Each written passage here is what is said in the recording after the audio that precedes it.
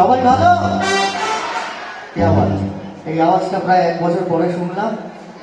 Thank you so much সুমির সঙ্গে প্রত্যেককে এই নিয়ে পরপর 3 বছর আপনাদের মাঝখানে এই মঞ্চে চেনা জায়গাতে দারুণ অ্যাটমসফিয়ার। মায়ের বেদিতে প্রণাম করলাম। 1 বছর পরে এসে দারুণ লাগছে। আমার মধ্যে কোনো পরিবর্তন এবার কিছু শোনা যাবে না, প্রচুর পরিবর্তন নাকি? যাই হোক, আজকের অনুষ্ঠান শুরু করি, কথা হবে, বাকি কথা পরে হবে।